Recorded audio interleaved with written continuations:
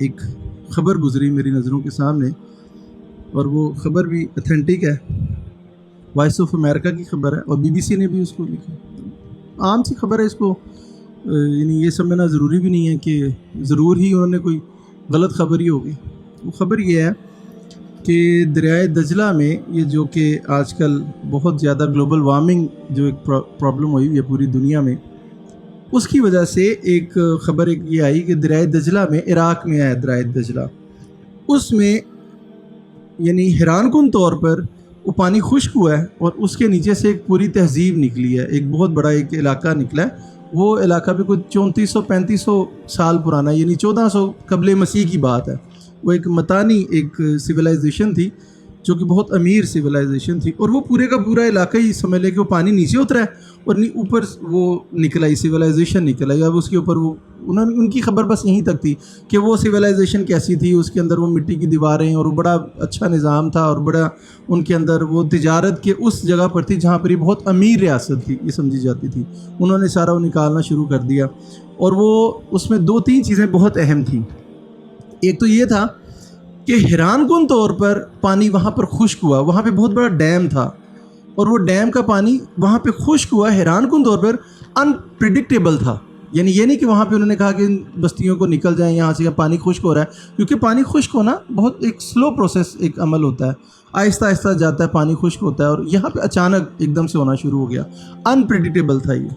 دوسری بات ہے کہ ان کو یہ بھی نہیں پتا تھا کہ اس کے نیچے وہ اتنی بڑی سویلائزیشن اور اتنی زبردست ہے۔ یہ 2-3 چیزیں اس کے اندر بڑی اہم تھی جب میں اس کو پڑھا تھا۔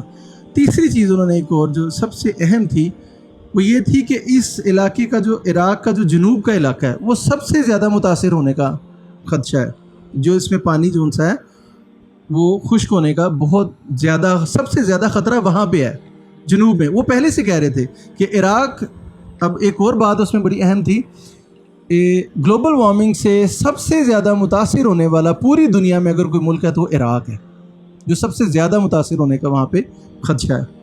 اور عراق کا اس علاقے کا جو جنوب کا علاقہ ہے وہاں پر سب سے زیادہ پانی خشک ہونے کا اور گلوبل وارمنگ کے جو اثرات ہیں وہ سب سے زیادہ وہاں سے متاثر ہونے کا خطرہ ہے۔ اب جو اہم ترین بات تھی وہ یہ تھی، عراق کے جنوب میں دریائے فرات ہے، ٹھیک ہے، یہ دریائے دجلہ کی بات ہو رہی ہے۔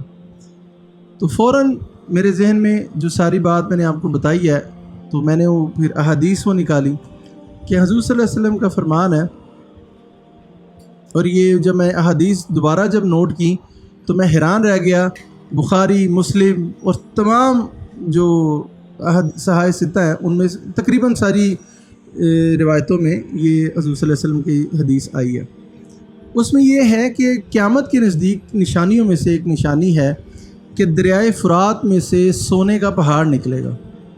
دریائے فرات کا پانی خشک ہوگا اور اس کے نیچے سے سونے کا ایک پہاڑ نکلے گا، اور اس سونے کے پہاڑ، اس سونا حاصل کرنے کے لیے لوگ وہاں پر بھاگیں گے، اور وہاں کے جو ارد گرد کے جو لوگ ہوں گے رہنے والے، تو وہ یہ کہیں گے کہ اس سے پہلے کہ دوسرے لوگ آئیں اس سونے کو اپنے قبضے میں کر لو کسی طریقے سے۔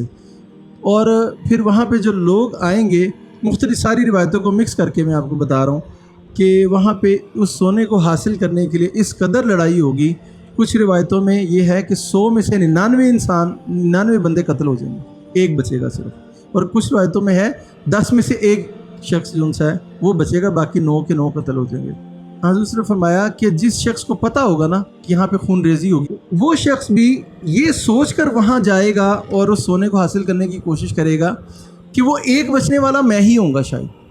پھر حضرت نے فرمایا کہ تم اس میں سے جھگڑا کرنے والوں میں سے مت بننا، اس کو نہ لینا۔ تو پھر یہ جو آج کل یہ جو خبر آئی ہے دریائے دجلہ کے حوالے سے، تو میں بڑا حیران ہوا۔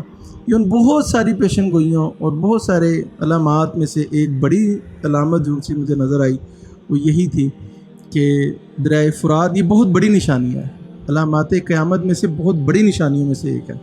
اور یہ جو علامت جو میں آپ کو بتا رہا ہوں کہ دریائے فرات میں سے سونے کا ایک پہاڑ نکلے گا، یہ بہت قرب قیامت کی بہت بڑی نشانی ہے، جس کی آج انڈیکیشن سمجھ میں آ رہی ہے کہ وہ ایک دم سے سونے کا پہاڑ کس طرح نکلے گا۔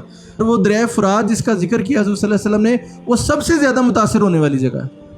تو میں حیران رہ گیا، یہ میں اس لیے آپ کے ساتھ شیئر کر رہا ہوں کہ کچھ عرصہ پہلے کی میں آپ کو اپنی فیلنگز بتا رہا ہوں کہ یار یہ کس طرح ہوگا، لیکن میرا ایمان ہے، خالی ایمان نہیں ہے، شعوری ایمان ہے کیونکہ میری ایسی بہت ساری ایسی نشانیاں ہیں کہ میں سوچتا ہوتا تھا کہ یہ کیسے پوری ہوں گی، جو میری کس مختصر سی زندگی میں وہ نشانیاں میں نے انتہائی عجیب انداز سے پوری ہوتے دیکھی ہیں۔ مثلا میں جب پرانی بات کر رہا ہوں، جب پڑھتا تھا تو میں نے یہ حضور صلی اللہ علیہ وسلم کی حدیث پڑھی کہ مسجدوں سے گانے بجانے کی آوازیں آئیں گی۔ کہتے تھے یار ہاؤ کم، کیسے ہو سکتا ہے یہ امپاسبل، کہ ہم کتنے بھی گئے گزرے ہوں، آپ خود سوچیں کوئی مسجدوں میں ڈھول وغیرہ بجائے گا، کوئی گٹار بجائے گا مسجد کے اندر؟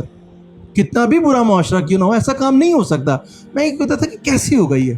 پھر اللہ نے اس کی، میں نے آپ کو شاید پہلے بھی یہ واقعہ بتایا ہو کہ پرانی بات ہے، میں اب دکان پہ تھا تو ان دنوں وہ پرانے جو ان سے چائنا کے موبائل آئے تھے، تو ان دنوں چائنا کی ان موبائلوں میں رنگ ٹونز آتی تھی جو موبائل سے ہال روڈ پہ آپ کو دیتے تھے اور بھر کے دے دیتے تھے، اور وہ رنگ ٹون کیا ہوتی تھی، وہ پورے گانے ہوتے تھے، گانے بھر دیتے تھے، اور وہی جب آپ اپنی بیل کے طور پر، رنگ ٹون کے طور پر، آپ جب فون آتا تھا تو پورا گانا چلتا تھا، آپ کو یاد ہوگا وہ، اور چائنا کے موبائل کی آپ کو یاد ہے کہ آواز بھی بہت زیادہ تھی۔ تو ہم نماز پڑھے تھے، اس وقت یہ نیا معاملہ ہوا تھا، ہم نماز پڑھے تھے، تو جیسے ہی نماز انہوں نے شروع کی تو ایک بندے کا فون آ گیا۔ اب وہ بہت بڑا حال تھا، وہ پورے حال میں نا، اب وہ جناب بول رہا ہے نماز کے دوران، ظہر کی عصر کی نماز تھی، سیری نماز تھی، اب وہ چل رہا ہے، اب وہ اللہ کے بندے کو بھی نہیں پتا کہ میں نے اس کو بند کرنا ہے کس طرح کرنا ہے، اب وہ چل رہا ہے، رکوع تک گئے ہم، تو وہ یعنی یہ نہیں کہ میوزک بج رہا ہے، پورا گانا چل رہا ہے، وہ بول رہا ہے جس طرح وہ ہوتا تھا۔ اب وہ جب رکوع میں گیا نا، تو اب جو ہمارے امام صاحب تھے وہ ولی آدمی ہیں، وہ بہت نیک انسان، آج کے دور میں جو ولی اگر آپ نے دیکھنا ہے تو ان کو دیکھیں، وہ اب رونے لگ گئے، ان کے اوپر وہ طاری ہونا شروع ہو گیا۔ اب یہ جہری نماز نہیں ہے، سری نماز ہے، اب ان سے رکوع نہیں ہو رہا، اگلے جو معاملات ہیں وہ ان سے نہیں ہو رہے، اب وہ ان کا پتہ چل رہا ہے کہ مائک پتہ چل رہا ہے کہ ان کی آواز، ان کا جسم لرز رہا ہے۔ بہرحال مختصراً کہ ان کے اوپر ایسا گریہ طاری ہوا، ایسا جس طرح مرغی کے وہ گردن کو وہ ٹک لگا کے چھوڑ دیتا ہے نا، جس طرح وہ تڑپتا ہے، ایسے وہ تڑپ رہے تھے۔ بہت مشکل سے انہوں نے سلام پھیرا اور گریہ طاری ہے ان کے اوپر، سلام پھیرتے ساتھ وہیں پہ گر گیا وہ، اور وہ رو رہے ہیں اس حالت میں کہ کچھ لوگوں نے ان کو اٹھا کے باہر لے کے گئے، کچھ نہیں بول سکے، وہ کچھ نہیں کہہ سکے، وہ بھی شاید میری طرح یہی سوچ رہے ہوں گے کہ مسجدوں سے جو آوازیں گانے بجانے کی آنی تھی وہ میری ہی شاید مسجد سے آئی ہیں پہلی دفعہ، ٹھیک ہے۔ تو میں حیران رہ گیا، میں لرز کر رہ گیا کہ میں چند سالوں پہلے سوچ رہا تھا کہ یہ کیسے ہوگا، اور آج یہ ہو گیا۔ حضور صلی اللہ علیہ وسلم نے 100 سے اوپر نشانیاں بتائی ہیں، جو پہلا فیز جس کو ہم کہتے ہیں۔ آج میں حیران رہ گیا کہ وہ اکثر و بیشتر وہ نشانیاں پوری ہو چکی ہیں۔ مثلاً عجیب و غریب وباؤں کا آنا، چرواہے جن کے پیروں میں جوتے بھی نہیں ہوں گے، وہ اونچی عمارتیں بنائیں گے اور عمارتوں میں موازنہ کریں گے کہ میری عمارت خوبصورت ہے، میری عمارت خوبصورت ہے۔ مسجدوں میں نقش و نگاری ہوگی، اس کو خوبصورتی سے سجایا جائے گا اور اس میں مقابلہ ہوگا۔ موٹاپا عام ہوگا۔ حضور صلی اللہ علیہ وسلم نے فرمایا کہ ایک وقت آئے گا کہ تم لوگوں کے اوپر دنیا کی قومیں ایسے حملہ کریں گی جس طرح چونٹیاں کھانے کے اوپر حملہ کرتی ہیں۔ تو صحابہ کرام نے فرمایا کہ ہم بہت تھوڑے ہوں گے؟ انہوں نے کہا کہ تمہاری تعداد سب سے زیادہ ہوگی۔ ان کو پھر بھی ان کا ہاں اس وجہ سے کیونکہ تمہیں وہن کی بیماری لگ گئی ہوگی، وہن۔ اس صحابہ نے پوچھا یہ وہن کیا ہے جی؟ انہوں نے حضور صلی اللہ علیہ وسلم نے جواب دیا، دنیا کی محبت اور موت سے دوری، موت کو بھول جانا۔ اولاد اپنے دوست کا کہنا مانے گی، باپ کا کہنا نہیں مانے گی۔ قرآن پڑھنے والے بہت ہوں گے، فقہا اور عالم کم ہوں گے۔ منصبوں کو بے وقوفوں میں تقسیم کیا جائے گا، حکومتیں جو ان سے نااہل کے سپرد کی جائیں گی، اور لوگ اس لیے اس کی عزت کریں گے کیونکہ اس کے شر سے بچنا چاہتے ہیں۔ حضور نے فرمایا کہ بازار بہت حیرت انگیز طور پر بہت قریب آ جائیں گے۔ بازار لفظ ہے، حیرت انگیز طور پر بہت قریب آ جائیں گے۔ آج کتنے قریب ہو سکتے ہیں؟ آپ ایک موبائل میں پورا بازار سرچ کر سکتے ہیں، اس سے آسان، اس سے قریب نہیں ہو سکتا کوئی بھی۔ حیرت انگیز کا لفظ بڑا معنی خیز ہے کہ آپ کو کہیں جانے کی نہیں ضرورت پڑے گی، آپ بیٹھے بیٹھے پوری مارکیٹ وزٹ کر سکتے ہیں، پوری دکانیں دیکھ سکتے ہیں، بازار آپ کے بالکل گھر میں آ گئے ہیں۔ ڈاکٹر سلویا براؤن امریکن ایک رائٹر ہے، فوت ہو گئی ہیں، وہ 2013 میں وہ فوت ہو گئی تھی۔ اس لیے بتا رہا ہوں کہ اس نے 2008 میں ایک کتاب لکھی تھی، اور 2008 وہ سیر تھی، بیسیکلی ایک بہت بڑی سیر تھی، وہ دیکھتی تھی اس کو، اس کی کچھ پیشن گوئیاں غلط بھی ثابت ہوئی ہیں۔ اس میں آپ کو پھر ایک تھوڑا سا حوالہ دوں. اس نے ایک پیشن گوئی کی تھی کہ 2020 کے بالکل شروع میں ایک بیماری وبا نکلے گی بالکل فلو کی طرح، اور وہ پوری دنیا میں پھیلے گی، اور اس میں انسان کے پھیپھڑے اور اس کی جو سانس کی نالیاں ہیں وہ متاثر ہوں گی، اور علاج کے جتنے بھی طریقے ہیں نا اس بیماری میں سب فارغ نہیں پتہ چلے، وہ ختم ہو جائیں گے، کوئی طریقہ بھی کارگر ثابت نہیں ہوگا. مگر اس بیماری کا یہ ہے کہ وہ جتنی تیزی سے آئی تھی، پھر اس کے حیرت انگیز پہلو یہ ہے کہ وہ بیماری چلی بھی جائے گی. کووڈ کے بعد یہ کتاب زیادہ مشہور ہوئی ہے. وہ اس نے 2008 میں لکھی ہے اور 2013 میں وہ فوت ہو گئی، مر گئی ہے. اس نے اس میں کووڈ کی ساری چیزیں لکھی تھیں. اس میں اور بھی اس نے بہت ساری ایسی چیزیں بتائی ہیں، اور اس کی بڑے خصوصاً بہت اچھے انالیسز ہیں. اس نے کہا ہے کہ میں ایک سیریل کہ میں 2000 سے 21ویں صدی سے 22ویں صدی کے درمیان بہت ساری چیزیں ہیں جو مجھے نظر آ رہی ہیں کہ مجھے 2100 سے آگے کچھ نظر نہیں آ رہا، 22ویں صدی سے آگے مجھے کچھ نظر نہیں آ رہا.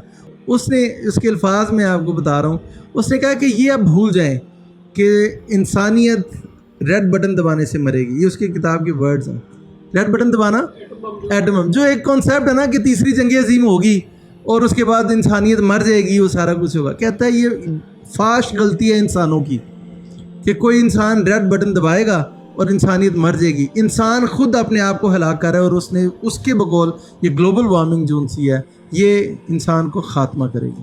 تو اس نے کہا کہ انسان اپنے آپ کو خود ہلاک کر رہا ہے، وہی اپنے آپ کو ہلاک کرے گا. وہ اس دنیا کو اتنا برا بنا رہا ہے، اس زمین کو رہنے کے ناقابل بنا رہا ہے، جس کی وجہ سے وہ خود ہی اپنے آپ کو ہلاکت میں ڈال رہا ہے. اور اس نے کہا تھا کہ میں 2100 سے کے بعد مجھے کچھ نظر نہیں آ رہا، میں آگے نہیں دیکھ پا رہی. ساری بات کرنے کا مقصد یہ ہے کہ ہم عبرت حاصل کریں. ہم حضور صلی اللہ علیہ وسلم نے یہ پیشن گوئیاں اس لیے فرمائی تھیں کہ ہم اپنی معلومات میں اور تھوڑی سی کیوروسٹی میں اضافہ نہ کریں، بلکہ ہم اس کے لیے تیاری کر سکیں.